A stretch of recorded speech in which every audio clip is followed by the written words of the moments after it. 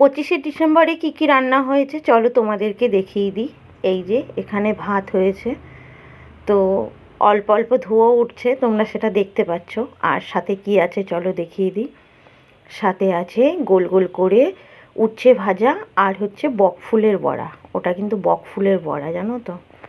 আর সাথে রয়েছে মেথি শাক ভাজা, একটু সিম দিয়েছি, সিম দিয়ে রসুন ফোড়ন দিয়ে আমি শাকটাকে ভেজেছি।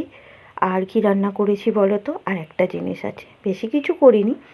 আর রয়েছে এখানে মাছ, দেখো মাছটা রান্না করেছি আলু দিয়ে। আমি আজকে ধনেপাতা আলু দিয়ে মাছটা করেছি, খুব বেশি ঝোল করিনি, একটু গায়ে মাখা করেছি। আর সন্ধেবেলায় আবার চলে এলাম দেখো তোমাদের কাছে। 25শে ডিসেম্বর বলে কথা, বড়দিন আজকে, কেক না খেলে হয় বলো।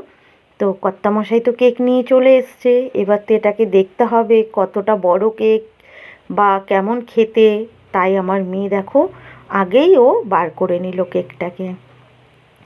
বাচ্চাদেরই তো শখ বলো। তো ও বার করে ওই কেটে দিয়েছে। দিয়েছে বলতে ও নিজেই আগে খেয়ে নিয়েছে, আমাদেরকে পরে দিয়েছে।